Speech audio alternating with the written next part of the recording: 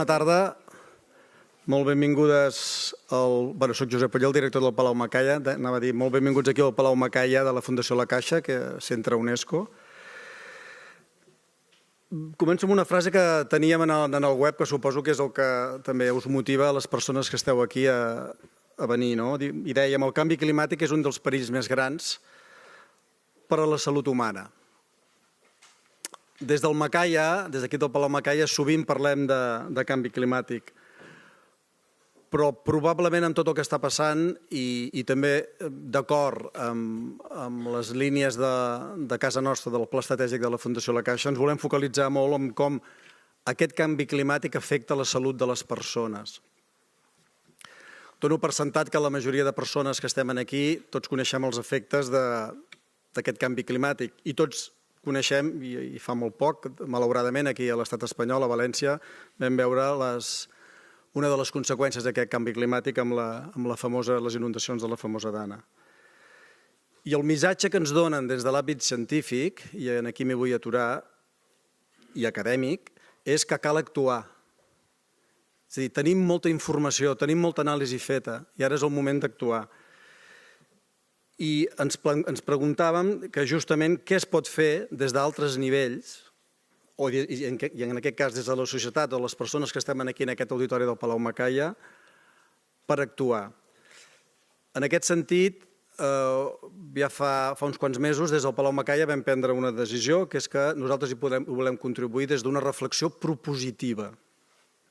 Per aquest motiu vam demanar també fa uns mesos als amics d'Is Global, que ens ajudessin a dissenyar un cicle propositiu, que és el que avui comença i que durarà fins al desembre del 2025. És a dir, estarem tots aquests 6 mesos bastant focalitzats en el que comencem avui. Perquè en el Palau Macaya el que fem bastant sovint és crear aquests espais de reflexió conjunta entre diferents tipus d'entitats, d'institucions i, en definitiva, amb la societat civil per parlar, per debatre. Però per debatre, per arribar a conclusions i arribar a propostes. El cicle de narratives i acció enfront del canvi climàtic aborda aquesta connexió entre el canvi climàtic i la salut a través d'un seguit de conferències obertes al públic, com la d'avui, o tallers a porta tancada a l'entorn de 3 grans feres, que després ja us ho explicaran, que és com s'ha dissenyat aquest cicle, és a dir, la vida, l'espai i el moviment. Els tallers són espais participatius, que el que fem és promoure el diàleg entre les persones que convidem, però persones que procedeixen de diferents àmbits, institucions públiques, el món de l'acadèmia, el món de la comunicació, el món de la societat civil, amb l'objectiu que a partir de la reflexió i a partir de les evidències que tenim poder justament fer propostes a nivell molt més comunitari. I al final del cicle, és a dir, cap al desembre del 2025, el que farem serà presentar unes conclusions perquè siguin útils a tots aquests actors i, en definitiva, els que estem aquí. Avui presentem Veus per la Salut, ara ja ho veureu i us ho explicarem, una trobada que exposa les bases científiques d'aquest canvi climàtic per intentar fomentar un diàleg plural i orientat a l'acció. En aquest sentit, faig una salutació especial a les persones que avui ens ajudaran a reflexionar i a pensar, el senyor Fernando Valladares, el senyor Jonathan Watts, welcome here, thank you, i la senyora Eliane Brum, benvida en Palau Macaya, i el senyor Rafael Vilasanjuan, que ho moderarà. Jo, per acabar, deixeu-me agrair justament tant en el Rafael Vilasanjuan, en el Gonzalo Fanjul, a la Clàudia García Vaz i a la Laura Chica, persones d'Is Global i d'altra gent que jo focalitzo amb ells 4, perquè són amb qui hem tingut més relació, perquè ens han ajudat a dissenyar aquest cicle, i també a la companya Sílvia Sauquet, coordinadora de l'equip de programes d'aquí del Palau Macaya, perquè ens ajuda a produir-lo. I, evidentment, a tots vosaltres per haver vingut. Us recordo que el dimecres 25 de juny, aquí, en aquesta mateixa sala, tornem a fer una conferència en obert que justament parlarà sobre el paper de les comunitats enfront d'aquests esdeveniments meteorològics extrems. Moltes gràcies, inaugurem aquest cicle i dono la paraula al senyor Rafael Vilasanjuan.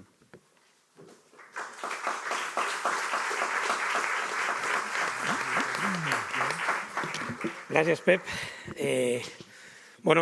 Gràcies perquè tu vas insistir. Hem de fer canvi climàtic, hem de tirar per la via de canvi climàtic i vosaltres sou els que ens heu de donar un cop de mà a l'equip teu, a la Sílvia, a tot l'equip, i per tant moltes gràcies per aquesta iniciativa que jo crec que ens portarà d'aquí fins a final d'any amb el que deies, no? Sessions que hem dividit en 3 idees. La primera idea que tenim és no venim a explicar el canvi climàtic.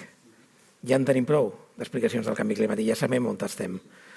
Venim a veure què hem de fer, venim a veure com podem canviar narratives, venim a veure com podem fer accions.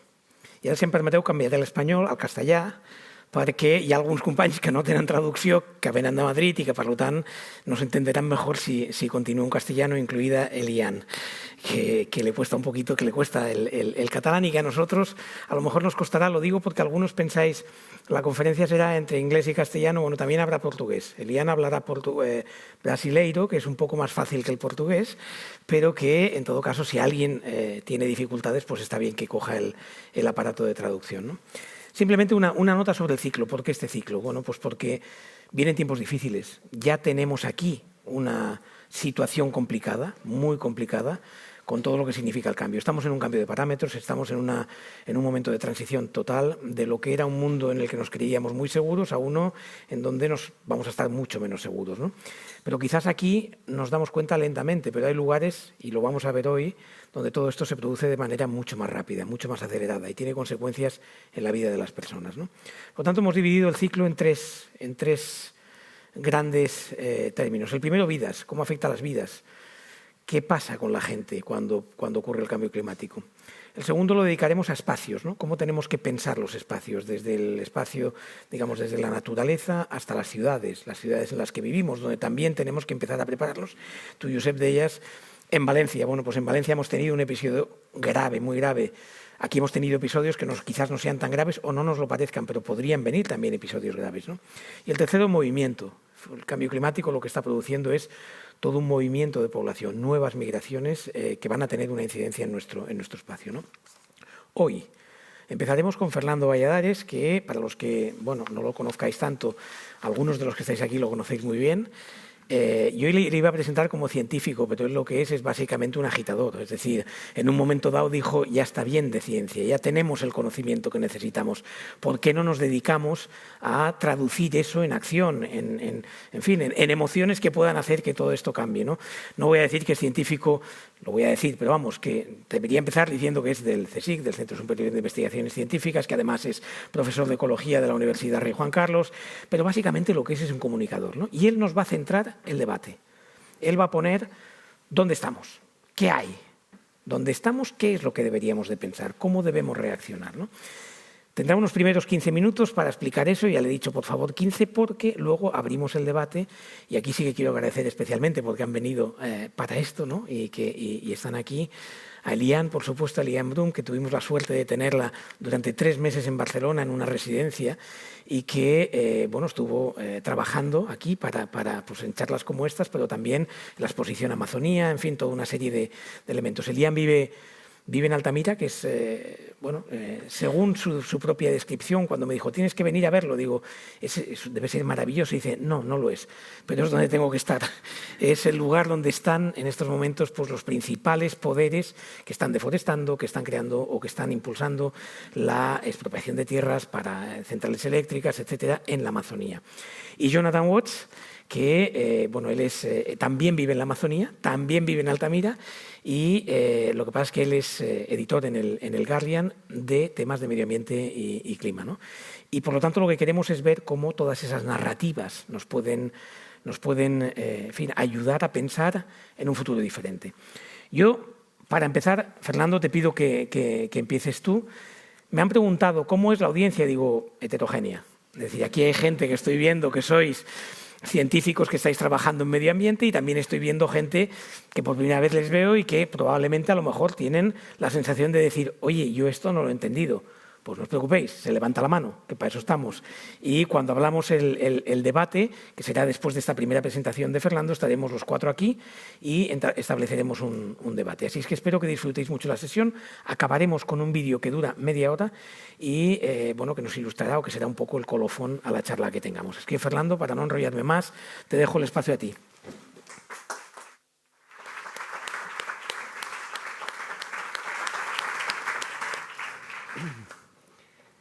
Bueno, pues muy buenas tardes. a todos y todas. Siempre los agradecimientos, no sé quién va primero en esto del protocolo, pero aquí tenemos que agradecer también la participación, la presencia, el que se haya sacado un rato en una tarde de un día de diario para escucharnos a los que hemos pensado que este sería un tema relevante. Así que sin más dilación, vamos a ello. Me dieron un poco el cheque en blanco con el título y se me ha ocurrido algo así como lo más saludable para la salud. Y espero que lo hagamos en plan narrativo dinámico y que al final también contribuyáis a qué os parece que es lo más saludable para la salud. Podemos empezar de muchas maneras, pero quiero empezar con algunas preguntas. Para la ciencia, lo más importante son las preguntas. Quizás recordéis del nombre de la rosa, Guillermo de Baskerville le decía a Acho, si haces buenas preguntas tienes la mitad del problema resuelto. Así que una primera pregunta es, ¿somos una sociedad débil? Quizá alguno se quede como diciendo, ¿y esto a qué viene? Pero en cualquier caso, ¿cómo podemos saberlo, si somos o no somos débiles? Os voy a poner dos piezas de información. Una, la histórica. Los ciclos de la historia revelan una y otra vez que los tiempos difíciles llevan a gente fuerte y los tiempos fáciles llevan a gente débil. Venimos de varias décadas donde la guerra no era una manera de solucionar los conflictos. Vivimos en la era que algunos llaman la era del centro comercial con aire acondicionado y eso nos hace débiles. Históricamente, al menos, es lo que se espera de nosotros. Pero luego tenemos unos síntomas de nuestra debilidad. Socialmente hay unos síntomas muy palpables que los podemos ver en los dos lados del Atlántico, que se caracterizan por la hipocresía, por el negacionismo, por el populismo y por distintas formas de odio, llegando hasta la violencia. Estos son síntomas característicos de una civilización que se asoma, vamos a decir, a un cambio profundo de turno o a un colapso, como llaman otros. Lo suyo para una especie biológica es extinguirse y lo suyo para una civilización es colapsar. Quizá podríamos hacer de ese colapso algo más llevadero o posponerlo, no hay que darse prisa tampoco, y en eso es lo que podemos entrar hoy, ¿no? Yo para provocar, ¿no? Agitador me han llamado. Bueno, agitar conciencias, provocar. Estamos en un momento en el que conviene pensar de otra manera, no de una forma, digamos, lineal, tipo Wikipedia o un flujo ordenado de ideas. Yo os presento algunas preguntas que a mí me han hecho caerme del guindo. No sé si en Barcelona os caéis de un guindo, en Valencia se caen de la higuera, porque allí no tienen guindos. A mí son preguntas que me han hecho decir en qué mundo vivo, ¿no? ¿A quién alimenta el sistema alimentario? Un sistema alimentario global que produce el doble de la comida que hace falta para comer y que aún así hay 11 millones de personas que mueren de hambre. ¿A quién aseguran las aseguradoras? Yo, ingenuo de mí, pensaba que las aseguradoras aseguraban a las personas. Sin embargo, unos meses antes de los grandes y tremendos incendios en California a principios del 2025, incendios que se vieron venir porque son como las danas, un fenómeno natural, pero como las danas amplificados por el cambio climático y debido a la historia reciente de esa costa que venía sobrellevando varias sequías muy intensas, las compañías de seguros en septiembre, octubre cancelaron 90.000 pólizas. De tal forma que los californianos y californianas cuando se enfrentaron a los incendios de sus casas se quedaron sin nada. Fue tan brutal la situación que incluso en un país tan neoliberal como Estados Unidos, se les preguntó cómo ha podido pasar y las aseguradoras contestaron muy tranquilamente, teníamos que velar por nuestra solvencia financiera. Me caí del guindo. ¿A quién protege la legislación ambiental? Pensemos cómo funciona. La declaración de impacto ambiental está encargada por la empresa promotora. De tal forma que si el impacto ambiental no sale conveniente, quizá el que ha trabajado en el estudio pues no es vuelto a contratar. Hay un obvio conflicto de intereses. ¿A quién cobija la ley de la vivienda? Un derecho humano universal. El artículo 47 de la Constitución española. Y en España hay 4 millones de viviendas vacías, cientos de miles de ciudadanos españoles que no tienen opción a la vivienda.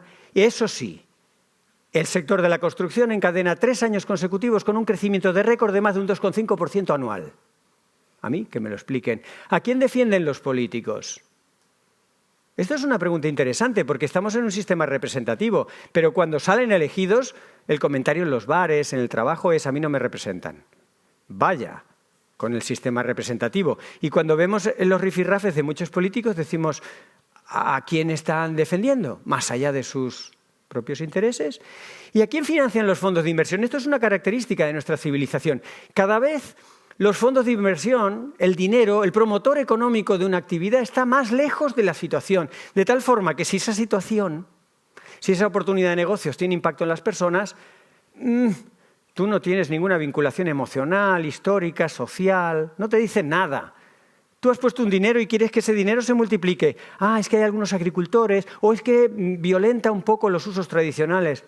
A mí me da igual, yo ni los conozco, no sé ni qué son. Yo estoy a 5.000 kilómetros, yo estoy en Estados Unidos y es una inversión que se hace en Valencia. Estupendo. Y claro, aquí estamos preocupados por un objetivo tan honesto, tan transversal, pero tan complejo como es el tema de la salud. ¿A quién cuida el sistema de salud? Un sistema, globalmente hablando, desde Inglaterra, Estados Unidos, pero también España, todo el norte global, en el que en realidad apenas se evita que la gente enferme. A mí es un sistema que me sorprende. Así que por eso os propongo dos cosas que sí que supondría un salto cualitativo en la salud de la humanidad y no tanto avances en las terapias génicas o en la cura del cáncer. Esos son avances mínimos comparados con lo que os voy a proponer. El primero es la visión holística de la salud. Vista la salud de una manera, como os desarrollaré un poco, mucho más amplia de lo que ha sido tradicional. Y por otro lado, mantener a raya el negocio. Porque esas 6 preguntas, 7 con la de salud, que me he hecho y me han hecho caerme del guindo, tienen mucho que ver con lo del negocio. La visión holística de la salud podríamos poner también como 3 grandes patas. Cerebro, cuerpo, que muchas veces estaban un poco como disociados, y entre medias las emociones. Si sabemos que muchas personas se curan solas, si basta, el 10% de los casos que se atienden en atención primaria se resuelven con que sea el mismo médico el que les trata a la familia durante más de 10 años. Fijaros si las emociones tienen poder. El ecosistema interior. Cada organismo, cada individuo, cada ser humano no es una persona, ni mucho menos. La persona es una parte de un ecosistema compuesto por cientos de miles de organismos, muchos de los cuales la ciencia no les tiene ni nombre, ni sabe qué hacen ahí. Cuando se habla de que 2 personas tienen química o no tienen química, la química está establecida muchas veces por metabolitos secundarios que producen ellos, los microbios que viven con nosotros, que nos ayudan hasta a elegir pareja. Somos realmente un ecosistema, no solo nos ayudan a digerir o no digerir, o digerir regular o peor o mejor, sino también hacer muchas cosas, tomar muchas decisiones y, por supuesto, determinar nuestro estado de ánimo. Y, finalmente, el ecosistema exterior, del que quizá hemos hablado más o tenemos más conciencia. Cuando se habla de salud global es a eso a lo que se va, al planeta. Bueno, pues vayamos al planeta. Sí que me gustaría recordar una frase para mí muy emocionante de Sara Velasco. Su padre murió de silicosis como buen trabajador de las minas de carbón a la edad de 40 años, como suelen morir los trabajadores del carbón. Ella se hizo médica, pero también escribió algunos libros tan importantes y tan emocionantes como Carbón. Y decía en ese libro, el 90% de los cánceres infantiles son causados, o es causado ese 90% por razones medioambientales. Pero la medicina sigue su propio curso, absorta en el funcionamiento interno de los cuerpos, en los órganos, y sin prestar atención a las causas en el medio ambiente.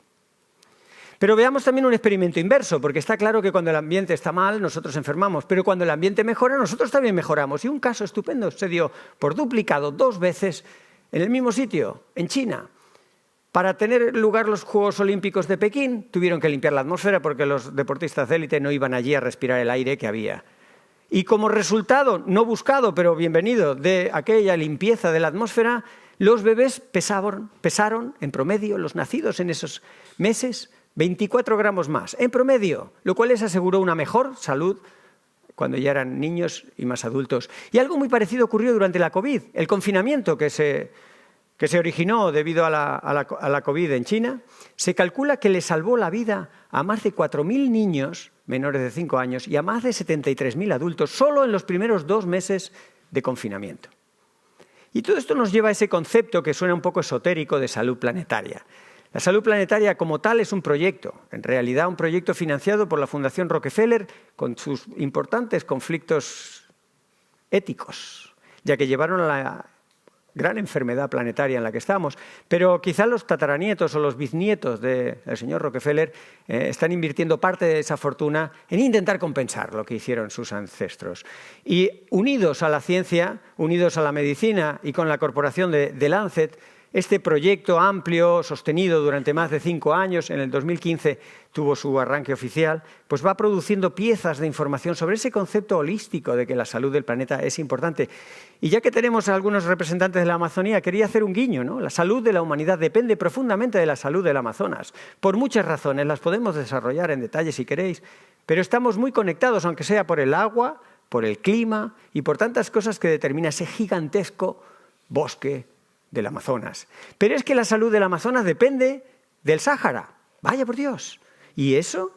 Pues es que sin esas nubes de polvo ricas en fosfatos, el Amazonas no funcionaría. Esto es algo que lleva funcionando miles de años, no es algo de ayer ni de hoy. Pero llega el ser humano y una vez más, como un elefante en una cacharrería, entorpece una teleconexión planetaria fundamental para la salud de todos los seres vivos conocidos, como es que el Sáhara fertilice el Amazonas, porque el cambio climático está atenuando algunos vientos que hacen que esto ocurra 1/3 menos de lo que estaba ocurriendo. Esto nos lleva también a otro concepto muy parecido, que durante la COVID-19 alcanzó bastante popularidad, a pesar de que llevaba más de 30 años dormido en los cajones. Los programas de las Naciones Unidas pasan una languidez muchas veces, ¿no? Ya hemos escuchado en la sede del Parlamento de las Naciones Unidas que las Naciones Unidas son poco menos que Satán, ¿no? Como Francisco. Son algunos considerados en esta ola reaccionaria pues demasiado humanos. Las Naciones Unidas están demasiado preocupadas por el ser humano. Bien, en cualquier caso tenían este proyecto de la única salud, de One Health, y esta aproximación nos hace ver que nuestra salud, la de las personas, la de los animales, los ecosistemas están estrechamente conectados, tanto que solo se puede hablar de una salud. Y de hecho cada vez hay más médicos valientes que se deciden a prescribir naturaleza. Imaginaros que tenéis una enfermedad grave, vais a un médico y os receta naturaleza. Inmediatamente cambiáis de médico. Nosotros esperamos una pastilla o esperamos un tratamiento. Pues hay un alto porcentaje. A la Universidad de Helsinki le costó repetir el experimento varias veces. Lo que iba a publicar en 3 años le llevó 10 por la presión de los laboratorios farmacéuticos. Porque había 3 importantes medicamentos que viajan en la mayoría de los bolsillos y los bolsos de, sobre todo, las personas del norte global, que no hacen falta, que se curan con naturaleza. 2 son antidepresivos y otro es un control de la tensión arterial. Por tanto, hay que mantener a raya el negocio por nuestra salud. Oye, yo soy demócrata. Si el negocio va por delante, así lo dice nuestra Constitución. Nuestra Constitución antepone la economía a las personas. Bueno, si eso es lo que acordamos, entendiendo las consecuencias de que la economía lidere las decisiones, yo soy demócrata y acato. Pero creo que no todo el mundo lo tiene así de claro, ¿no? El negocio hoy en día con la salud está en prescribir. Apenas hay desprescriptores. Es una conjugación de un verbo complicado que no tiene lugar. Nadie desprescribe, porque desprescribir requiere tiempo.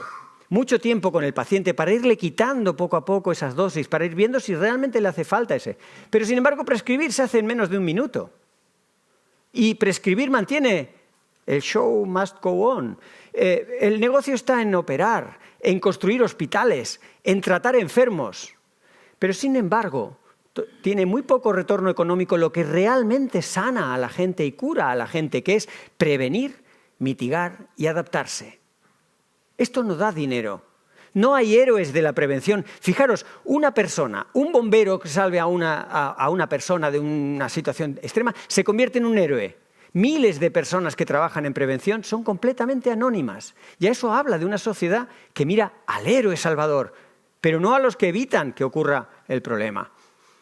Esto sí que supondría mejorar la salud global. Los números son tremendos, son asombrosos, pero lo que quizás es más asombroso, y se lo escuché por primera vez hace unos años en unas jornadas técnicas a una mujer, casi con lágrimas en los ojos, que había hecho el resumen, no solo de España, sino de todos los países de nuestra época, de nuestro entorno, sobre el porcentaje del gasto sanitario que se dedica a prevenir y no llega al 1%. El 99% se destina a lo que da beneficios económicos. El cambio climático comparte mucho con esto que he dicho, porque el cambio climático y su conexión con la salud tiene mucho de esa visión holística, tiene mucho de prevención, de mitigación y de adaptación. Y por poner algunos datos y ver un poco dónde andamos, no lo podemos reflejar todo, pero el calor extremo avanza implacable, pero avanza además exponencialmente. Fijaros, los 3 años más cálidos son los últimos 3. Y así los récords se pulverizan de mes en mes. Unos 4.000 millones de personas, es decir, la mitad de la humanidad, entre los que se encuentran, por supuesto, buena parte de los españoles y españolas, y brasileños y brasileñas, han padecido en el último año al menos 30 días con un calor muy por encima de la media de las temperaturas más altas jamás registradas en el periodo de referencia entre los 90 y el 2020. Temperaturas peligrosas que no se hubieran podido alcanzar de ser por el cambio climático. Temperaturas que si no hubiéramos estado emitiendo gases de efecto invernadero durante décadas, no se hubieran registrado. ¿Pero cómo lo sabemos? Porque siempre tenemos a un tertuliano, a un negacionista, a un cuñado recalcitrante, a personas refractarias al conocimiento. Nos acosan por todos los lados. Pensar en Brandolini. Brandolini fue un presentador italiano que de forma muy humorística describió el principio de la simetría de la estupidez humana. Es mucho más económico decir una estupidez que demostrar que es estúpida. Por lo tanto, no nos debe sorprender que la estupidez o la falsedad predomine, porque es muy fácil decir tonterías. Y lo que ocurre en la situación en la que estamos es que las tonterías no tienen consecuencias. Las mentiras en sede parlamentaria no se traducen en ninguna sanción. Pero a estos refractarios al conocimiento, a estos simplistas, les podemos decir que hay unos estudios estadísticos muy complicados de fenómenos multifactoriales, con unas dinámicas matemáticas muy complejas que requieren de potentes herramientas matemáticas para ver lo que pasa y para que se pueda atribuir al cambio climático una muerte. Porque uno se muere de un accidente cardiovascular o de un ictus, pero eso, que esté conectado con el cambio climático, no es trivial. Y para eso está, por ejemplo, la propia Cruz Roja, pero está el World Weather Attribution o está el Climate Central para hacer esos cálculos y para decir con qué probabilidad. En el último informe hablan de que en Europa estos episodios que se traducen en mortandad han aumentado un 30%. Pero fijaros, en América Latina un 140%. Y no es porque allí haya más calor que aquí, sino porque allí no tienen las infraestructuras que tenemos aquí. Ah, bueno, ¿y la Meca? Siglos de peregrinación musulmana a la Meca, pero hasta el año pasado nunca había pasado algo como 1.300 personas que murieron por calor. Esto está ocurriendo ahora. No lo terminamos de encajar. La salud impacta globalmente, está impactada globalmente por el clima, por muchos aspectos. No es solo estas olas de calor o de frío o sequías, que son quizás lo que llevan a los titulares. Hay miles de complejas interconexiones, por ejemplo, con las enfermedades infecciosas y con tantas cosas que estamos viendo. Como digo, la comisión de Lancet hace análisis muy pormenorizados del tema. Es muy difícil calcular cuántas personas mueren por cambio climático. De forma directa muere más o menos 500.000. Más o menos lo mismo, de forma directa, que sumando todos los conflictos bélicos que ocurren en un año. Pero es que el cambio climático mata mucho más de manera indirecta a través de las migraciones, a través de los fallos de las cosechas, a través de los problemas con el agua, de las propias enfermedades infecciosas y de un abanico grande de efectos en cascada que acaban generando mortandad. Se estima que son decenas de millones de personas al año las que mueren, como si tuviéramos varias COVID enteras causadas por el cambio climático en términos de mortandad. Para ponerlo, ya que estamos totalmente, digamos, impresionados por el genocidio del pueblo palestino, pongamos cifras de lo que nos impresiona. Sumemos todos los que mueren en guerra, porque nuestro cerebro primitivo una muerte violenta la percibe como riesgo y nos impresiona mucho. Pero el cambio climático es un concepto y es como una muerte en diferido. Y tenemos que apelar a ejercicios culturales o racionales para hacer esa conexión y ver el cambio climático como un riesgo. Quizá este dato pueda servir para ello, ¿no? El cambio climático mata en una década, lo que mató la Segunda Guerra Mundial. Tenemos, en términos de muertes, una guerra mundial cada 10 años solo atribuida al cambio climático.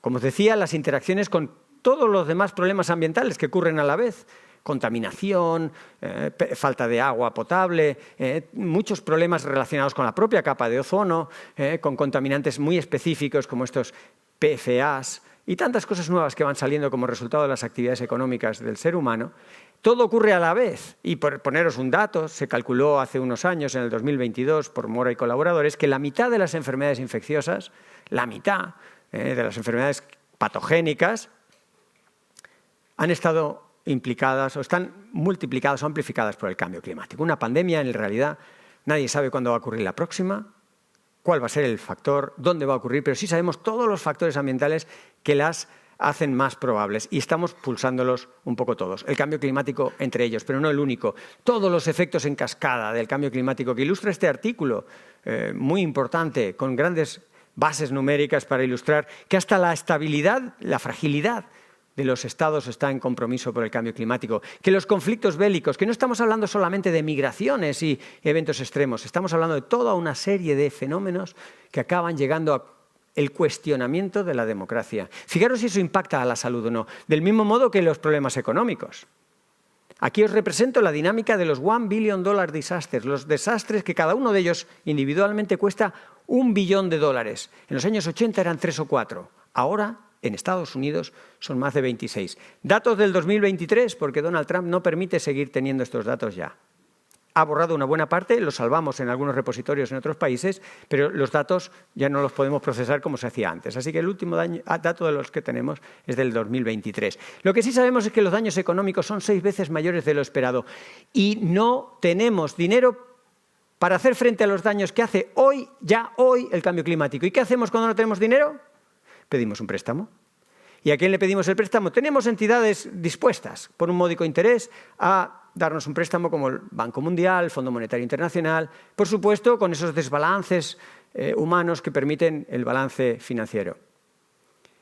¿Qué es el cambio climático y qué es lo ambiental? Que está pintado en verde, lo tienen clarísimo en el World Economic Forum, en el Foro Económico Mundial, que se reúnen una vez cada año y que casi me dan ternura cuando salen estos CEOs de las grandes empresas con un ataque de ecoansiedad, entendiendo que es una policrisis, y esto lo llevamos estudiando en la universidad muchos años, y mis estudiantes con 19, 20, 21 años encajan mejor las policrisis que estos CEOs. Pero, de alguna manera, poca broma, porque estamos a la deriva, la sociedad se acerca a situaciones muy complejas y el asesoramiento científico está fallando. Más que nunca, también es un síntoma de una sociedad débil y de un asomarse a una crisis. Helen Pearson, en Nature, en diciembre del año pasado, recopiló un montón de entrevistas de especialistas, de científicos que asesoraban a los gobiernos y acababan diciendo en temas como inteligencia artificial, virus asesinos o el propio clima extremo, cuestiones complicadas en las que está implicada mucho nuestra salud física o mental, y estos especialistas acabaron concluyendo, el 80% de ellos, que el sistema de asesoramiento científico de su país es deficiente o irregular, y el 70% de ellos decía que incluso los gobiernos no recurren de forma habitual al asesoramiento científico. Fijaros, hemos visto esta idea de cascada, de efectos en cascada. Sin embargo, la erosión de la democracia no es solo una consecuencia, es que es un requisito para la sobreexplotación de los recursos y las personas. Porque una democracia funcione bien o mal, en realidad es un sistema de balances y contrabalances, donde se escuchan muchas voces, donde es muy difícil que una petrolera o que una determinada entidad o que un determinado grupo político decida, y lo que decida se hace. Esos contrabalances se van perdiendo cuando la gente, la sociedad, la civilización empieza a cuestionar las propias instituciones. Así que creo que hay muchas piezas para apuntar la idea de que somos una sociedad débil. Y no hay que enfatizar, como ya dijeron al principio, todos los detalles del cambio climático, que quien más, quien menos se lo sabe. Esta sociedad se enfrenta a esa gran crisis en un modelo muy individualista, y se habla de la competitividad, ¿no? Y la competitividad termodinámicamente es la peor manera de aprovechar los recursos. Colaborar suena en ocasiones casi naif, en un mundo de la competencia, pero colaborar es la forma de salir de los problemas termodinámicamente, aparte de espiritualmente y éticamente, pero matemáticamente. Así que es momento de significarse. Esto es lo único que me atrevo a pediros, y me lo pido a mí mismo. El activismo lleva mucho esfuerzo y no puedo pedirlo porque no me atrevo. Pero sí que me atrevo a pediros que os signifiquéis, que nos signifiquemos en el día a día, que no dejemos pasar una tontería en la peluquería, en el trabajo, que cuando alguien dice algo acertado le digamos muy bien, y cuando alguien dice una estupidez o algo de odio, que digamos eso no es así. hay que significarse porque no hay margen para esa mayoría silenciosa. Muchas gracias.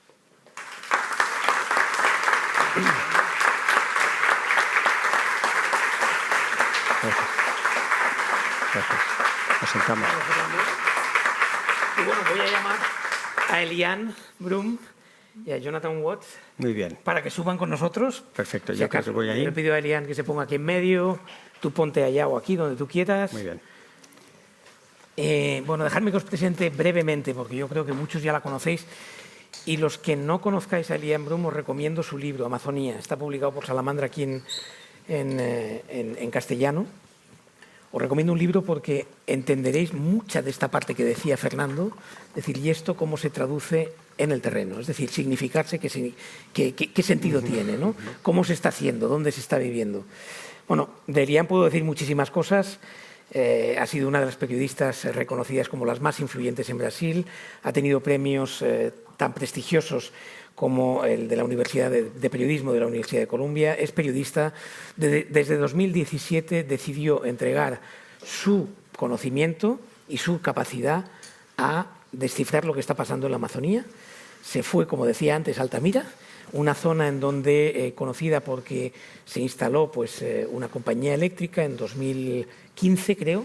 Empezó antes la construcción, que ha cambiado completamente el ecosistema. Yo en ese libro descubrí algo que no conocía y que se lo he dicho muchas veces, ¿no? Que es la pobreza. Es decir, gente que cualquiera de nosotros consideraría pobres en su manera de vivir, que se han empobrecido de manera real por los cambios que ha supuesto toda la intervención sobre la naturaleza.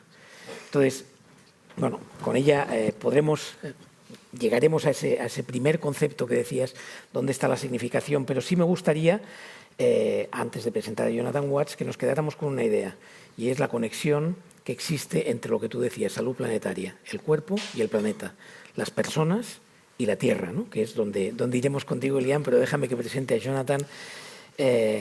Bueno, Jonathan, que además es como decía antes, es editor del Guardian en temas de medio ambiente y ecología, pero hace un tiempo también decidió ir a vivir a la Amazonía, a Altamira, ahora comparten vida, y él trabaja un tiempo en Londres y tiene la fortuna de poder trabajar la mayor parte de su tiempo desde Altamira también, y trabajando precisamente en lo que es la explicación y las narrativas, ¿no? Y aquí yo creo que iremos a otro de los puntos que tú abrías, Fernando, que es ¿qué narrativas tenemos hoy? ¿Dónde están las narrativas, ¿no? Porque tú decías, hay que combatir, aunque sea desde la base, en el sentido de, si alguien dice una tontería, digámosle que dice una tontería.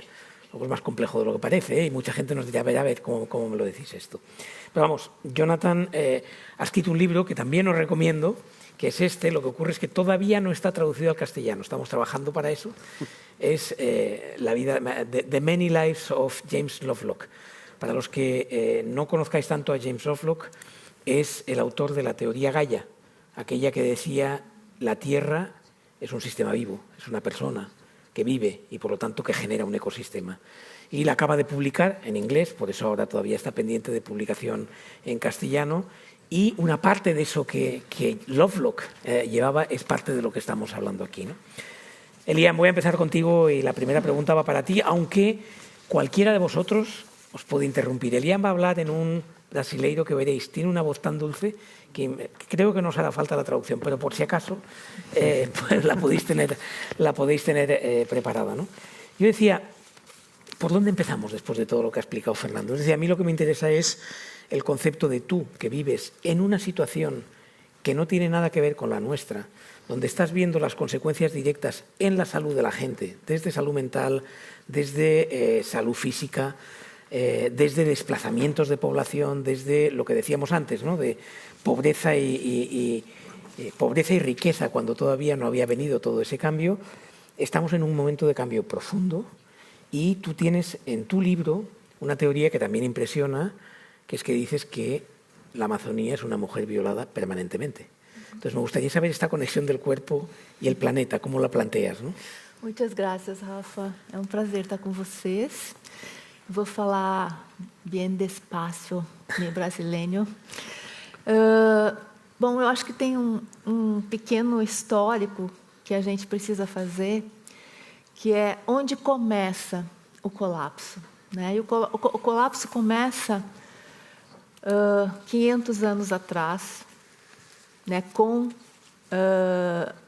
os colonizadores, no momento em que chegam, falando, né, no nosso território, chegam ao que chamariam de Américas, com um olhar separando o que é natureza do que é o humano. Então, naquele momento, o que se impõe ali, o que se inocula naquela terra, além de vírus e bactérias e pólvora, é a separação do humano e da natureza. A natureza passa a ser um objeto de exploração, um corpo a ser explorado. Mas não é... Quer dizer, o homem, o que move o colonialismo é também o antropocentrismo. E o antropocentrismo é botar o homem no centro. E que vai nos criar o antropoceno, né? Esse momento em que o humano se torna uma força geológica capaz de mudar o clima e a forma do planeta. Mas o humano no centro, mas não são todos os humanos. É o homem, ou seja, tem gênero. Mas também não são todos os homens. São os homens brancos, tem cor. O que eu quero dizer é que não se entende o colapso que estamos vivendo sem a gente atravessar, sem ser atravessado pelas questões de raça, de gênero e também de espécie. Então, quando eu digo, a gente não entende o colapso sem entender, os 400 anos de escravidão, a gente não entende a destruição da Amazônia sem entender os 400 anos de escravidão negra, a gente não entende a destruição da Amazônia e dos outros biomas sem entender o patriarcado. O corpo da floresta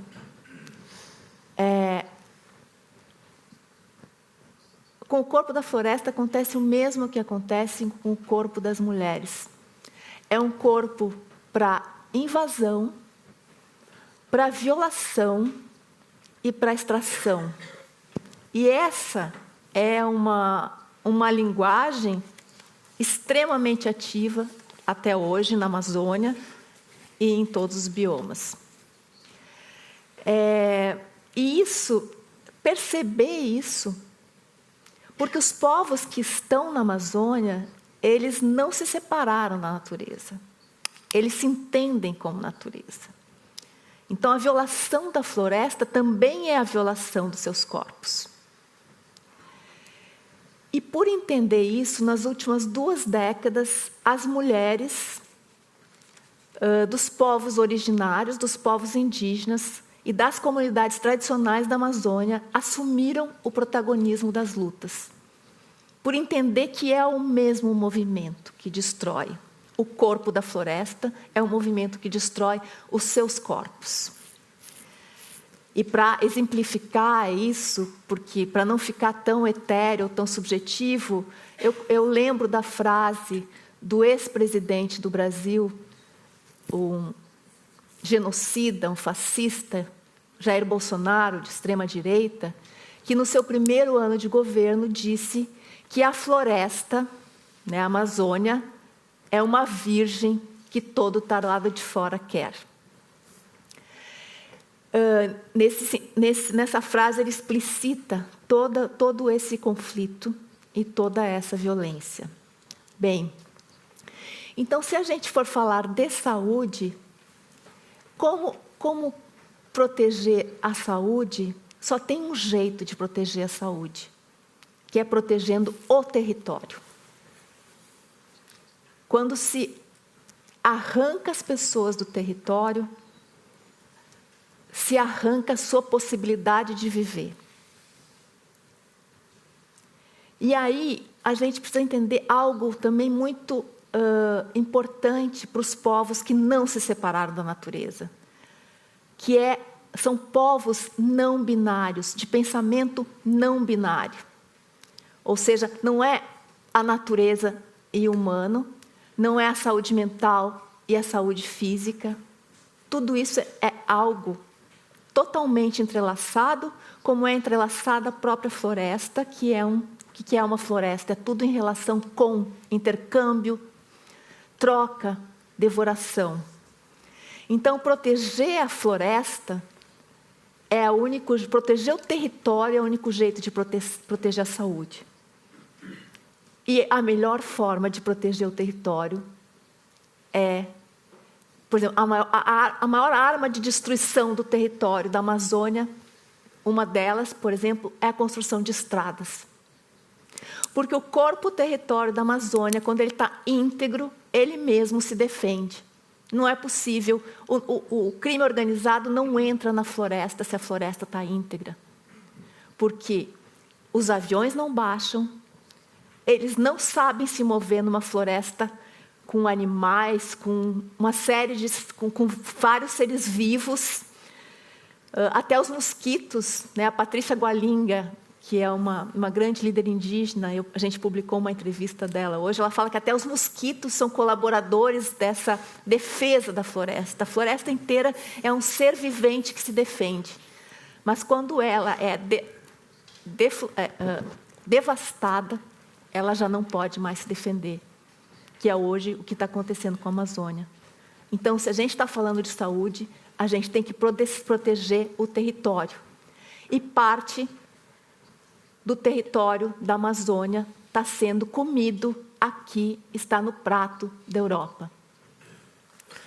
Eliane, es una pena que paremos aquí, porque yo continuaría escuchando y escuchando. Desculpa, eu me alonguei. No, desculpa. Pero I'm going to take this for Jonathan, because we're talking about how the forest is life, and then if you destroy it, then it ends by not defending itself. So you have been working, well, you have been living with James Lovelock, who died 5 years ago, something like that? 3 years ago. 3 years ago, 103 years old.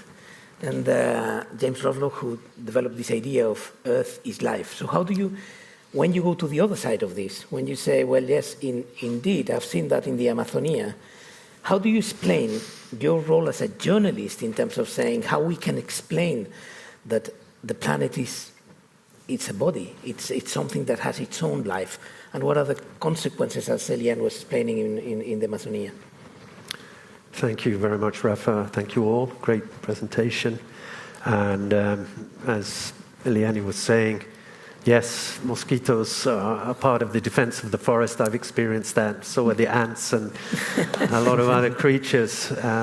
But this is unfortunately getting weaker. We talk about a weak society. We have a weak planet, unfortunately. And we see that in the Amazon where we live, where our home is experiencing 2 years of the worst drought it has ever had.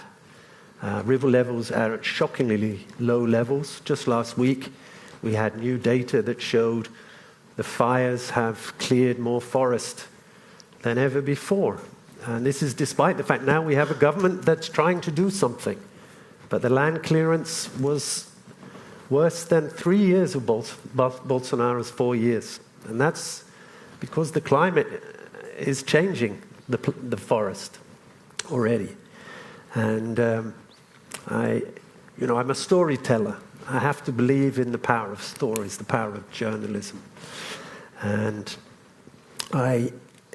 But there's only so far a story can go, and there's only so far the science can go. And then there's a point where we have to act. And a couple of weeks ago, I was doing an interview with one of the world's leading experts on coral reefs, David Obura, who's now, I think he's the head or the deputy head of the world's leading body on biodiversity. And he said, I'm not doing any more science now. There's no need. The pattern is absolutely clear. We are going to lose almost all the world's coral reefs. So what I want to do with the rest of my time is not just tell the story, not just collect data, but advocate for action. And I think Eliane and I kind of came together because of this spirit, that I write in The Guardian all the time about business as usual cannot continue. I've written it so many times. I've been doing this for 20 years. And there's a point where I realize, well, journalism as usual cannot continue. Journalism also can be an extractive industry. So how do we try to shake things up, try to be more radical, because we face a more terrible situation? So that is looking forwards, looking back, looking sideways, looking everywhere for new ways of thinking about a story that is well established now. And yes, it's human interest stories, but it also involves, for example, in The Guardian, trying to change the narrative, trying to move the climate and nature from, I call it a ghetto. You know, a lot of newspapers appoint an environment editor. They think they've done the environment. A lot of governments appoint an environment minister. We've done the environment. Companies, we have somebody doing ESG. We've done it. It doesn't work like that. And so I've tried within The Guardian to say, look, okay, you do need specialists, but this is a subject that has to be done by the business desk, the politics desk, the legal affairs desk, even the sports desk, trying to change the language, trying to present the climate and the environment, the loss of nature, not just as something that's going to be a white middle-class issue, though it started that way, but to show it's a class issue, to show that there's no greater theft from the poor than the loss of fresh water, clean air, fertile soil, and a stable climate. And to show that this is not something distant. This is all around us and within us. As you were saying, within us is an ecosystem. And I've tried to show that the rise we are seeing now of extreme politics is connected to the rise of extreme weather. People are scared. They don't have answers. They're worried. One of the reasons I started to look at Gaia, to get to your question, I'll be quick because I realize I've talked for a little bit. But James Lovelock is a scientist who came up with this theory of Gaia. Gaia, the Greek goddess of the earth, a very tough, mean goddess. And it was because he was one of the first people to scientifically prove that the biosphere is linked to the atmosphere. In other words, that life, all life within us, all the bacteria within us, every piece of life on Earth is creating the air all around us and the sky above us. And one of the reasons this fascinated me and I wanted to talk to him is because I think this is a really important way of thinking at this moment in time. It's an old theory. When I was young, I used to think, that's just hippie rubbish, But now I look at it and I think, what are we missing now? We are missing a planetary consciousness. We've lost the planetary consciousness. 1989, really great time. We're solving a lot of the world's problems. We had a planetary consciousness. We've lost that now. We're going more and more into this, what was that great phrase you used, Fernando? Thermodynamic individualism. We're going more and more in that direction. And the more we go that way, the more we create problems for all of us. And then the other reason is that Lovelock's theory is very political. Lovelock was not political. In fact, his politics, I totally disagreed with most of them. But his theory was very political in a way he did not imagine. And so many of our political beliefs come from biology. The far right loves the theory of the selfish gene and the fact we are Darwin's theory that we are all in competition, always. And what Lovelock's theory was, and actually there were people before Lovelock who had similar theories, was that no, we're not just in competition. We cannot exist without each other. We are totally interdependent. And this emphasis on interdependence has never been more important. When people like Trump and Erdogan and Bolsonaro are trying to force us apart, break us down into individual units, we will never solve the problems we have, which are shared problems. So it's a scientific theory, and we can talk about this later, which living in the Amazon is so connected to indigenous thinking and very connected to other journalistic projects that Eliane and I have started called Sumoma, that maybe she can talk about later. But I think it's this sense of having a holistic collective spirit, so much out of fashion in politics right now, but never, ever more important. And just one last word on Lovelock. He used to criticize Darwin and the selfish gene and just say there's this trend in science that, you're trying to understand the world by looking at smaller and smaller units, whether it's genes or whether it's atoms, and you build a great academic career by being a super specialist. But Lovelock said that has its value. But he said humanity is learning more and more about less and less.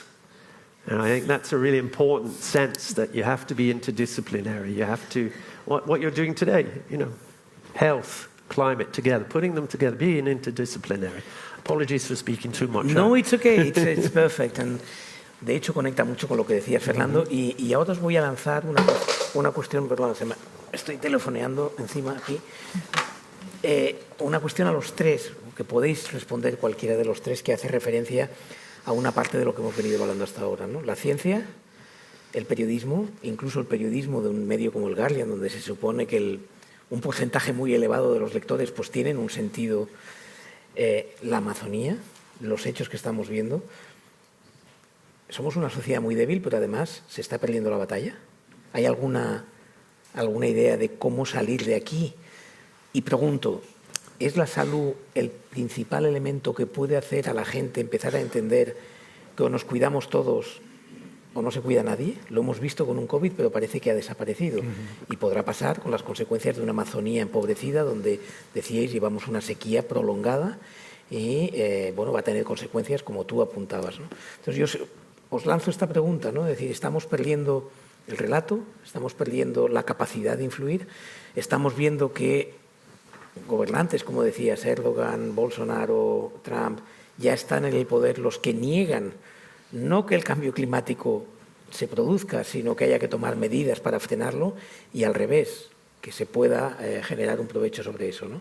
Y no sé por dónde empezar. Yo la dejo aquí, el que quiera que empiece. Adelante. Bueno, yo en el 2019 abrí un canal y todo un proyecto vital que le llamé La Salud de la Humanidad.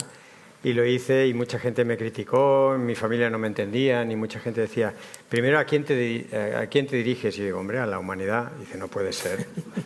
Tú tienes que elegir un sector de la humanidad y dirigirte a él. Y luego, ¿qué hace un ecólogo hablando de salud, ¿no? Y digo, es que creo que va muy de salud. Y este concepto holístico refuerza eso. Pero luego he ido, digamos, dándole vueltas a cómo llegar a más gente. La ciencia tiene un tope, la razón tiene otro tope. Hay topes. Nos encontramos con topes en la comunicación. Tú hablas de perder o ganar la batalla. Somos muy minoritarios los que le dedicamos un rato a pensar. Hago una broma últimamente mucho de que la razón está un poco sobrevalorada, porque con la razón y el argumento no llegas muy lejos. Hay mucha gente que eso no le mueve, incluso la broma de que en la mesilla de noche de mucha gente se queda el cerebro con el que luego van durante el día, y que no hace falta realmente el cerebro, te dan las decisiones tomadas, ¿no? Lo único que tienes que llevar es el corazón para subir un poco las escaleras y abrazarte a alguien, emocionarte. Pero en realidad el cerebro, entonces todos los datos científicos, y como científico llega a ser un poco frustrante que tú armes todo un argumento. Y por ahí es por donde yo quería que todos contribuyéramos, cada uno con su diversidad, a una narrativa diferente, no tanto para ganar la batalla, sino para cambiar la ventana de Overton, cambiar dónde se pone la batalla. No es tanto ganarla, es decir, es que mientras estos están pegando tiros allí, yo me lo estoy pasando súper bien, explorando cosas maravillosas que estos van a querer, y que dice, pues ponte a la cola que nosotros vamos primero. Por ejemplo, se han apoderado ellos, vamos a hablar así en impersonal, de la palabra libertad, sin saber lo que significa, ¿no? Y se van apoderando más y más de muchos conceptos. Yo mismo tengo que tener cuidado cuando critico las democracias, porque lo que hoy he defendido, digo, ante todo soy demócrata, la puedo criticar, pero como a la madre, a mi madre que no la toquen, tiene muchos defectos, pero es la que hay, ¿no? Ahora estamos en un estado en el que, de alguna manera, tenemos que encontrar algo que nos motive. ¿Por qué vamos a hacer un esfuerzo? Estaba escuchándoles y yo estoy bastante, digamos, acostumbrado a malas noticias y a hablar del apocalipsis y del colapso, ¿no? Y siempre mis hijos me dicen, papá, ¿con cuánto apocalipsis vas a desayunar hoy? O ¿qué dosis de el mundo se va a la mierda vas a contar hoy, ¿no? Y entonces digo, ostras, es verdad, no puedes estar con ese lenguaje ni por tu propia salud, ni es que te conviertes sobre todo porque muchas veces dirán, pues no hagamos nada, ¿no? Claro, es que ese es el problema. O tú mismo te hundes en la miseria o entras en unos bucles. Claro, se ha dicho mucho que hay una opción política, que no hace falta mencionar cuál, que promete emociones y felicidad, y otra que dice que mal está todo. Claro, tú tienes 19 años en la flor de la vida, ¿dónde te vas? Así que creo que tenemos que reinventar todo lo que podemos ganar, toda una positividad que hay en hacer esfuerzo. Pero si el ser humano hace esfuerzos cuando está motivado, mi suegra me dice que ya tienes que correr un ultramaratón, ¿no? Con lo que se sufre. Pero cuando estás motivado, corres el ultramaratón y cuando acabas uno ya te quieres apuntar en otro. ¿Cuál es la motivación para cambiar, para hacer un esfuerzo que va a costar, ¿no? Cambiar el modelo socioeconómico, por ejemplo, que muchos piensan, antes veremos el fin del mundo que el fin del capitalismo? Pues no me hace mucha gracia esa broma, porque es que el fin del mundo está bastante cerca. Así que, ¿cómo vamos a hacer el esfuerzo? Pues, por ejemplo, viendo la salud mental en el norte global está hecho un desastre. Desde hace más de 5 años que no para de ir hacia abajo. No levantamos cabeza con la depresión, la ansiedad, incluso el suicidio. Ahora la segunda mayor causa de muerte en los menores de 25 años. Pues esa es una narrativa positiva. Déjame que, porque luego iré con Elian que nos cuente lo que significan los homicidios, los suicidios entre los indígenas. Pero antes, Jonathan, una cuestión, desde el punto de vista de un periodista, editor, de un medio de comunicación que busca en estas tendencias convencer a la gente y lanzar una narrativa, ¿cuáles son vuestros criterios? ¿Qué decís que tenemos que hacer? Tú cuando te llega una noticia, ¿qué dices? ¿Esto vale la pena? ¿Voy a sacarla? ¿Qué es el ángulo?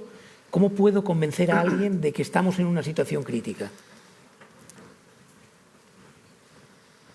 Thank you. Yeah, well, we come across these problems every day, and I think one of the really essential parts is to recognize that there's still a lot to fight for, and then once you recognize that we have a fight on our hands, and we do, then to direct the fight in the right direction, to not be diverted to false arguments and false beliefs. And then when you need to focus attention, focus it hard on one subject. So sometimes we have very big series on certain things. But with regard to, for example, imagination. This is such a key issue here. I'm not a big one for hope or despair. This argument takes you in strange directions, and people just use these words for whatever they want. What I like to see is imagination, because we face, on one hand, we face a side that is totally individualistic, and their solution is bunkers. Billionaires with bunkers, where they want to hide themselves, and they think, the rest of the world can literally go to hell as long as they have a bunker somewhere that can protect them. But what kind of world is there left when you come out of that bunker, if you come out of that bunker? That's one side. The other side, as I'm saying, is a much more interconnected world. And I think the right has become more and more radical, and the left has totally lost its way. And there is no radical solution at all. And so, sorry, just to go back to imagination, for example, that imagination can be catastrophic. To really recognize that we are in the midst of a catastrophe that could get much, much worse, which a lot of people don't want their mind to go there. And in fact, the whole economic analysis of where we're at is based on economic assumptions by the Nobel Prize winner Nordhaus, that despite everything in the climate, the economy might even grow in 100 years, and that 3 degrees of warming might be okay. But when you look at how he came to these figures, he did not consider the possibility that the ice caps could melt, that the Amazon would die off. It's not anywhere in his models.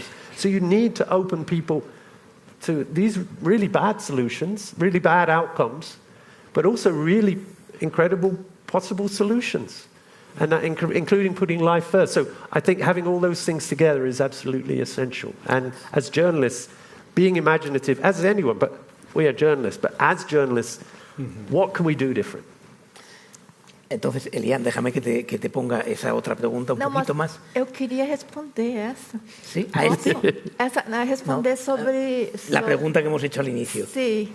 Adelante, pero yo tengo otra para ti, ¿eh? Sí, porque hemos bien. visto la ciencia, el periodismo, tú eres periodista, pero vives en una situación con los indígenas y hemos hablado de salud. Sí, pero... Ya llegaremos. Contesta primero. Ok, graças. Eu acho que para a gente poder saber como a gente age, a gente precisa saber quem é que está nos matando. Porque não é algo aleatório, né? Quem causou o colapso e quem segue causando o colapso é uma minoria dominante de, sei lá, menos de 3 mil pessoas, bilionários super ricos, sócios, acionistas majoritários de grandes corporações transnacionais e os governos e os parlamentos que os servem. Essa minoria continua, por exemplo, produzindo petróleo, mesmo sabendo que 75% das emissões dos gases 75% dos gases que produzem o aquecimento global vêm do petróleo. E eles continuam, ou seja, eles continuam os matando. Então, a gente tem que saber contra quem a gente está lutando, porque senão fica muito vago. Bom, e a maioria?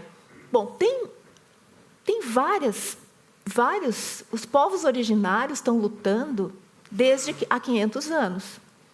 Né? Se existe a Amazônia em pé, é porque eles estão lutando.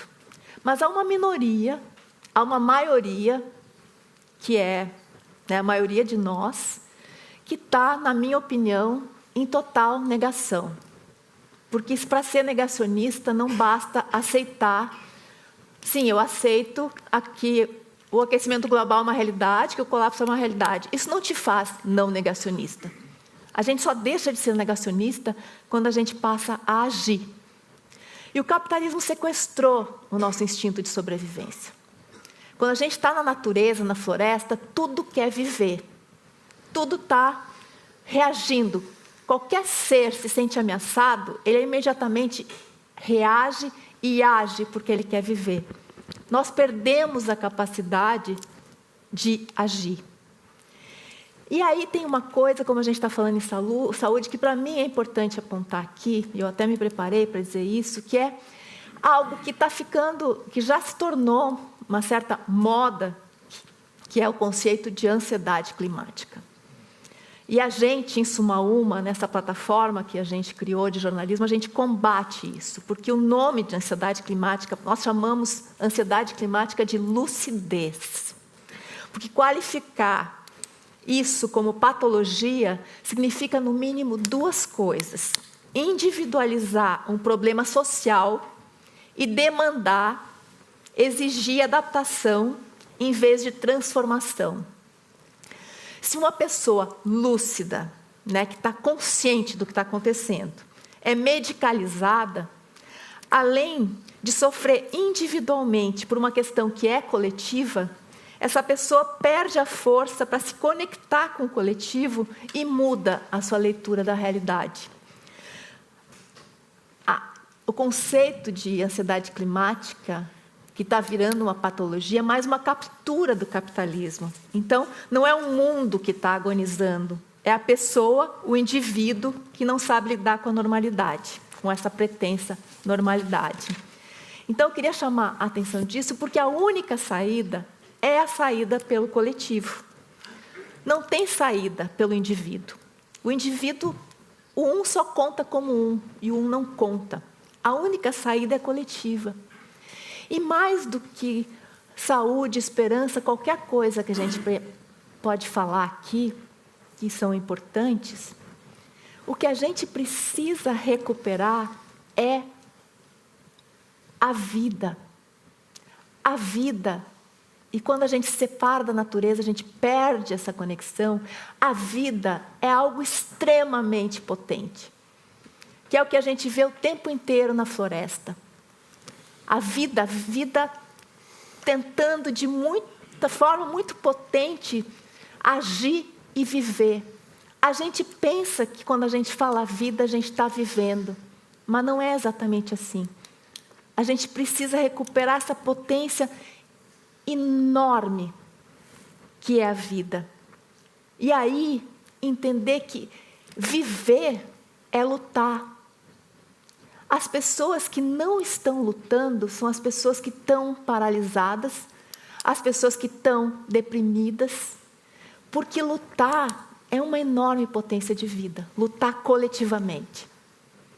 Nós que estamos lutando numa das linhas de frente desse mundo, né, com pessoas, só nesse ano já foram assassinadas 2 pessoas na nossa região. A gente vai ver a floresta queimar quando voltar para casa. Mas nós estamos muito vivos porque nós lutamos. É isso que as pessoas precisam resgatar. As pessoas vão se sentir muito melhor quando lutarem coletivamente. He traído unas cifras para que nos hagamos una idea de dónde vienen Eliane y Jonathan, de Altamira, de los homicidios de Altamira. Es el lugar del mundo probablemente que tiene mayor índice de homicidios. 140 personas en el año 2015 por cada 100.000 habitantes. Y diréis, ¿esto es mucho o es poco? Bueno, pues os pongo el comparativo de España, 0,6 por cada 100.000. 140. Voy a poner otro dato, otro país, Venezuela, país que ahora está pasando por un proceso de inestabilidad, 4, 140. Voy a poner otro, México, un país que tiene todo el problema de los narcos, como tenéis en vuestra zona, porque efectivamente, como decíais, se ha producido toda esa ruptura con la naturaleza, han entrado las autopistas, han entrado los coches, han entrado los crímenes, han entrado la droga, han entrado los aeropuertos. México, 24 por cada 100.000. Altamira, 140. Luego es evidente que ahí hay un problema que viene de deforestación, que genera un cambio climático, que genera efectos negativos sobre el clima y que lo que genera es efectivamente que destroza toda una comunidad. Yo le preguntaba, antes de entrar a Eliane, y lo hablábamos el otro día, el viernes, cuando preparábamos esta charla, si podíamos tomar la Amazonía como una metáfora para lo que pasa a nivel global. Eliane me ha contestado, no es una metáfora, es la realidad. Cosa que es cierta. Pero entonces te hago una pregunta. Debemos tomar esas comunidades que también las veo tan débiles, como decía Fernando al principio, como nosotros aquí, pero debemos tomar esas comunidades como un ejemplo, como todavía nos pueden enseñar por dónde debemos caminar para esa lucha que decías del colectivo. Aquí nadie sale por sí solo, tenemos que salir entre todos. Podemos tomar ejemplos de las poblaciones indígenas que han padecido mucho más pues eso, ¿no? el destrozo de la naturaleza, o creemos que están tan débiles que no van a poder aportar nada. Os povos indígenas na Amazônia estão nos mantendo vivos há 500 anos. Né? E tem um antropólogo, Eduardo Vieira de Castro, que até andou por aqui, que ele diz algo que eu acho que é muito correto, que é assim, os povos indígenas viveram o fim do mundo em 1500, quando chegaram os invasores europeus. E estão vivos até hoje. E talvez, apesar de tudo que fizemos contra os seus corpos, podem nos ensinar a viver depois do fim do mundo. Na Amazônia, como o Rafa falou, onde a gente vive, a gente viveu algo que eu acho que ainda merece um estudo muito maior, porque foi imposta uma hidrelétrica, que é a maior hidrelétrica brasileira, chamada Belo Monte, que começou a sua construção em 2011 e terminou a construção em 2015. Nesses 5 anos, todo o ambiente foi completamente transfigurado. E eu acompanhei isso muito de perto. Então, as pessoas foram arrancadas de seus territórios, as ilhas foram queimadas, suas casas foram queimadas, elas perderam sua identidade e foram se transformar em pobres na periferia de Altamira. E começaram a surgir doenças que nunca tinham acontecido antes. As pessoas começaram a morrer de AVC, diabetes, hipertensão e depressão. Entre várias outras doenças que começaram.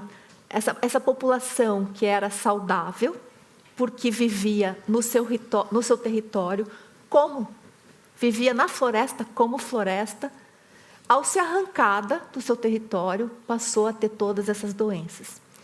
E isso culminou no início de 2020, um pouco antes do primeiro caso de pandemia na nossa região, no caso de Covid na nossa região, começou uma série de suicídios de crianças e adolescentes. Chegou a ter num dia 5 casos, 5 tentativas de suicídio. E os especialistas em saúde mental entenderam que essa era a principal responsável era a transfiguração do meio ambiente, da vida produzida pela hidrelétrica. Porque aquelas crianças que estavam se matando, aqueles adolescentes que estavam se matando eram as crianças. Era da geração que viu tudo se transfigurar, que as crianças nunca são escutadas, viram seus pais, viram o alcoolismo aumentar, a violência aumentar, a perda total da identidade e do modo de vida, e passaram a se matar. Isso ainda precisa ser muito melhor estudado, porque depois, quando a gente começou a investigar mais a fundo, veio a Covid e, enfim, você sabe o que aconteceu, o Brasil teve mais de 700 mil mortos. Então, é isso o que acontece. Nós temos, pegando um caso bem... Nós temos em Suma Uma, nós coformamos jornalistas florestas para criar um novo jornalismo, para contar, a partir da floresta, o que está acontecendo. E nessa semana, eu tive que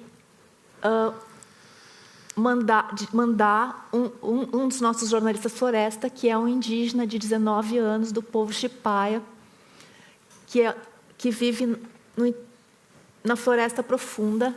Tive que mandar ele de volta para casa, porque ele está com crises de asma num nível muito perigoso, que aconteceu quando ele vai para a cidade, e agora vão começar os fogos, e ele não tem como sobreviver à fumaça, porque a gente passa agora dias e dias e dias com fumaça, a ponto das placas solares às vezes não funcionarem, porque os raios não passam. Esse é o nível que a gente tem, que a gente vive durante o período da seca, que se transformou no período dos fogos. Só para lembrar como a saída é coletiva, só não houve mais... Só foram impedidas as várias tentativas de suicídio, a estatística só não foi maior, o número de mortes não foi maior, porque as mães, quando a hidrelétrica fez explodir a violência em Altamira, que é o que o Rafa estava falando, foi criado um grupo de mães dos meninos que foram assassinados nessa violência. Essas mães dos meninos assassinados criaram um grupo para, junto com os jovens, detectar nas redes sociais as cartas e as mensagens de suicídio. Então, elas iam até a casa da pessoa e, assim, a comunidade, coletivamente, conseguiu impedir vários suicídios. E foi essa mesma comunidade que também conseguiu impedir várias mortes pela Covid, porque continuou conectada e agindo coletivamente para se salvar. Gracias. Habréis oído varias veces hablar de Suma Uma. Un primer paso para significarse es apoyar a Suma Uma. Suma Uma es una plataforma de periodismo de las historias que ocurren en el Amazonas. Está en castellano, en portugués y en inglés. Y es una maravillosa plataforma para entender cómo está cambiando todo este escenario, ¿no? Vamos a tener... Suma Uma. Vamos a tener que ir acabando porque tenemos el documental y tenemos que acabar a las 8:30 en punto, y por lo tanto nos quedan aproximadamente unos 6 minutos. Yo no sé si hay alguien que se muere por hacer alguna pregunta, le dejaré que levante ya la mano. Si no, yo sí que os lanzaría una pregunta, porque hemos estado hablando... hemos visto bien claramente que todo esto tiene unas consecuencias en la salud tremendas. Hablábamos de, ¿habrá una próxima pandemia? Una de tus imágenes era, bueno, nadie duda de que habrá, lo que pasa es que hasta qué punto va a estar influida también por el cambio climático esa nueva pandemia, ¿no? Porque va a potenciar todos los efectos de todo esto, ¿no? Pero a mí sí me gustaría plantearos una cosa. Hemos hablado de las nuevas tendencias, ¿no? Me parece que era Jonathan el que decía, tenemos un movimiento más radical de extrema derecha, porque también hay más miedo, porque también hay más... todo es más extremo, ¿no? Incluido el clima. Estamos hablando de... En estos momentos tenemos un gobierno americano, como es, estamos hablando de Bolsonaro, estamos hablando de Erdogan, estamos hablando de Putin, etc. Pero también estamos hablando en Europa de más dinero para rearme, pero en cambio no sabemos si tanto para cambio climático o no va a haber tanto para cambio climático. Y yo lo llevaría incluso más allá. ¿Quiénes son nuestros principales objetivos? ¿Estos dirigentes o la sociedad en general, que se ha instalado en una cultura donde parece que el cambio es imposible? Yo os lo lanzo a los tres y a partir de ahí cerraremos, a no ser que haya alguna pregunta urgente de la gente. Podéis contestar en el orden que queráis. Bueno, yo creo que la actitud mesiánica es característica también de estos momentos, ¿no? De cuando la sociedad llega, la civilización llega a un momento de asomarse al colapso, la gente le da miedo. Los populismos son un síntoma, como decía, alguien que dice una sandez, pero la dice con mucha vehemencia, pues hay mucha gente que desea creer que eso es la salida. 43% de los jóvenes del mundo apoyarían una dictadura militar, ¿no? Y hay que entenderlo, hay que entender que pues los jóvenes ven la mitad del planeta, más o menos, aproximadamente el 47% de la Tierra se ha destruido por 3 generaciones y ahora tienen menos planeta, menos futuro, y lo que muchas veces buscan cuando ya no ven salida es una dictadura, una forma autocrática, y el sacrificio en pérdidas, digamos, de derechos humanos y de valores se pone en la balanza y dicen no, pero prefiero seguridad. Esa seguridad falsa de los tiempos que corren es un síntoma de una sociedad. Yo en lo que trabajo básicamente es intentar hacer un atajo a la historia y pasar de esa fase de debilidad de la gente causada por demasiado tiempo de bonanza, ir a otra fase de gente fuerte sin haber pasado por todos los colapsos que te hacen fuerte, cuando ser fuerte es la única opción. Y lo podemos hacer, tenemos una globalización, una tecnología, un conocimiento de muchas disciplinas que nos permitirían sortear esa situación, pero es solo uno de los escenarios. Hablabas precisamente de eso, ¿no? De generar resistencia, de buscar, y el otro día hablando también con vosotros decíais, es que la esperanza está en la lucha, no está en frenar el cambio, está en la lucha, ¿no? Exacto. Entonces me gustaría saber un poquito cómo lo veis vosotros, si nos dirigimos más a la sociedad, nos dirigimos más a todos estos políticos que están haciendo unas políticas completamente, pues eso, ¿no? Abrumadoramente terribles contra las poblaciones y contra el planeta en sí mismo, ¿no?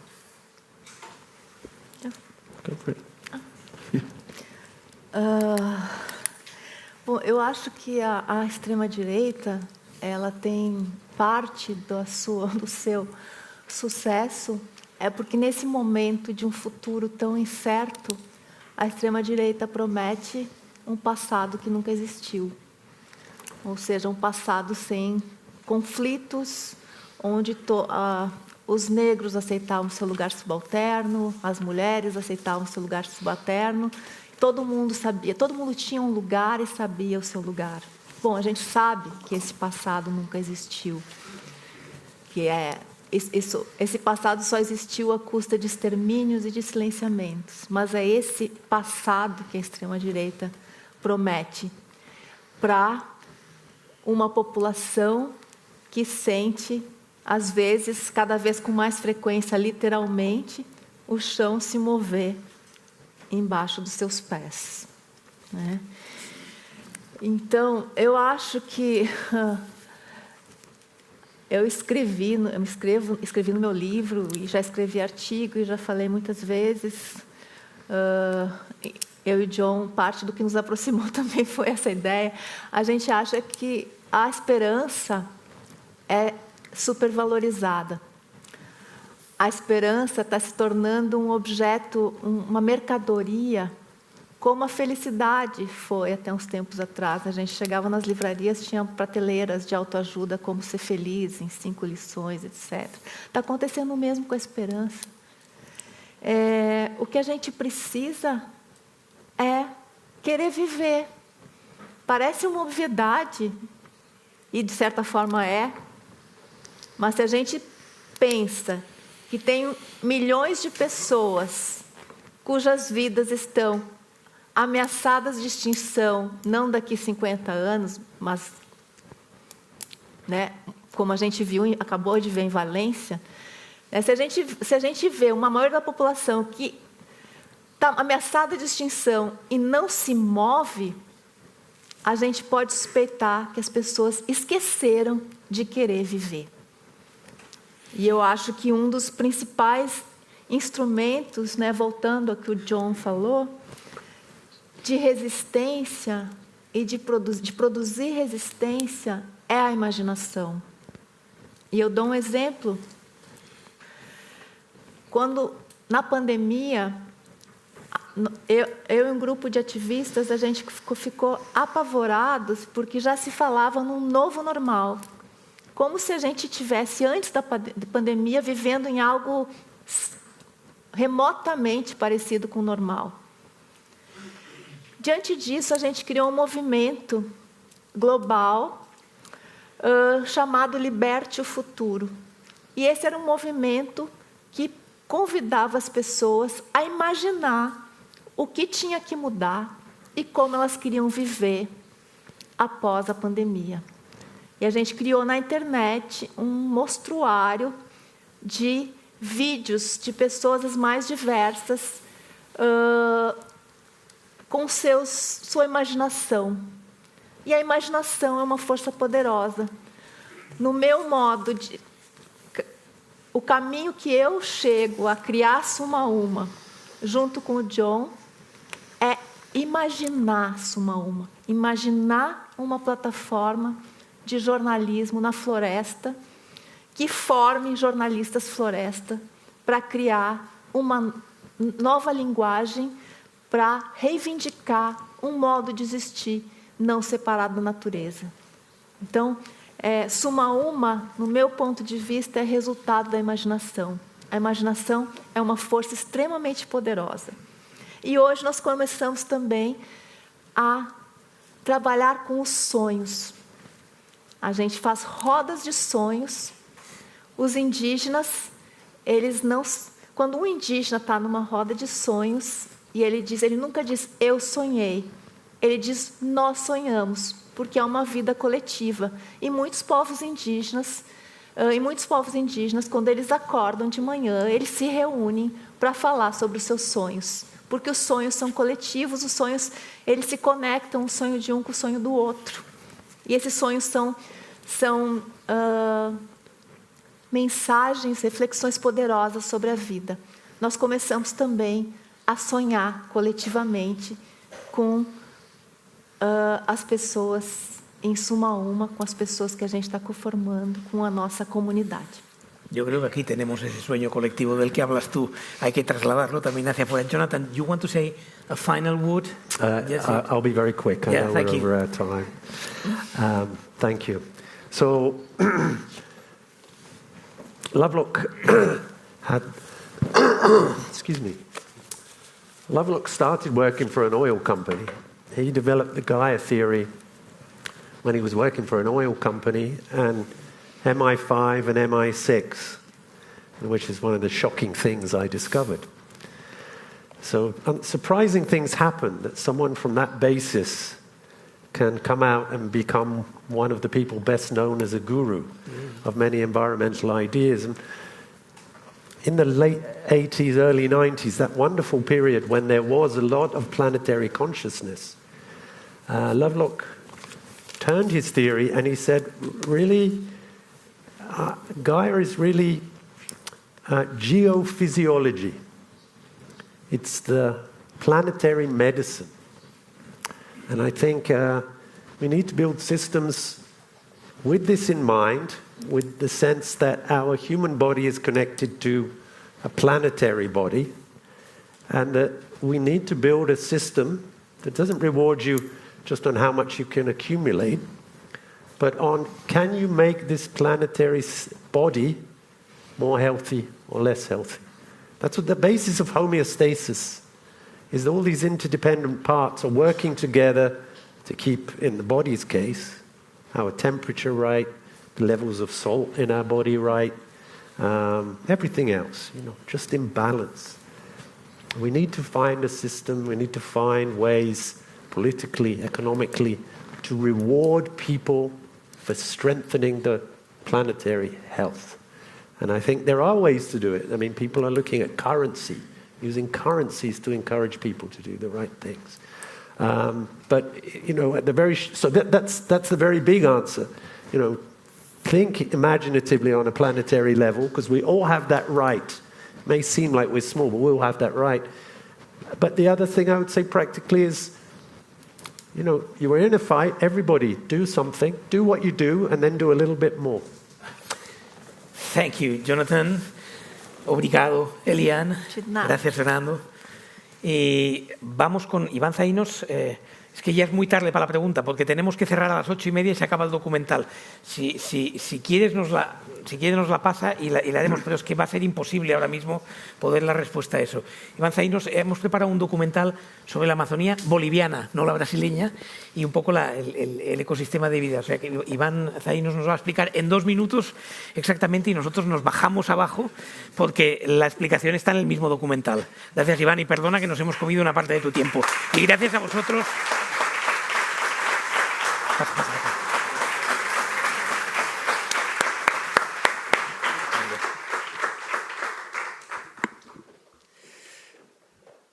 Buenas tardes. Muchísimas gracias por la invitación. Mi nombre es Iván Zainos, como han comentado. Soy el director del documental que van a poder ver ahora. En 2 minutos es un poco breve poder explicarlo, pero desde ya os digo que cuando acabe el documental, si tenéis preguntas, cuestiones, comentarios, voy a estar por aquí. El documental trata sobre la Amazonía boliviana. Es un territorio en el que yo trabajo desde hace ya casi 15 años y como documentalista hace ya casi 8. Para resumiros, yo he estado aquí anotando unas cositas que se han estado hablando ahora por los otros ponentes. Algunas palabras, han hablado de devastación, han hablado de vida, han hablado de lucha, de resistencia, de sueños, de futuro, de lo local, de lo planetario. Yo os quería decir que yo he tenido la fortuna de conocer a una familia y a un personaje como Don Benjamín, que es el título que da la obra, que de alguna forma aglutina eso. Es una persona que, como podréis ver, es un ejemplo de resistencia en un territorio amenazado. Y lo que sí que os quería decir es que yo hice el documental hace 2 años, sigo en contacto con él y desgraciadamente lo que vais a ver se repite con una frecuencia cíclica realmente pasmosa y asustadora, ¿no? Es muy difícil describir lo que se siente cuando estás en la Amazonía y en la época de fuegos. Comentaban antes había una época de lluvias, una época seca, ahora tenemos época de fuegos periódicamente. En los días así, yo recuerdo la sensación básicamente de de estar en el cielo y estar en el infierno a la misma vez. De estar en el cielo porque la belleza, la fauna, la flora, la energía que hay la puedes ver, pero se puede transformar en un clic y lo que llega es directamente el infierno. Cuando llegan estos fuegos se pierden muchas cosas. Evidentemente se pierden ecosistemas, se pierde vida, se pierde mucha belleza, muchísima belleza, se pierde mucha cultura. Veréis que hay unos homenajes aquí en el documental a esos aspectos culturales también. Y se pierde mucho amor, ¿no? Aquí se ha hablado mucho de la vida, pero es eso, la gente está obligada, forzada, a veces a tener que renunciar al amor que tienen por su tierra, por el lugar que al final les da todo, ¿no? Entonces, bueno, todo eso está aquí en el docu. Yo no voy a hacer más spoilers porque si no va a perder la gracia, y agradeceros muchísimo y, como os digo, después si queréis comentar algo, a disposición. Gracias.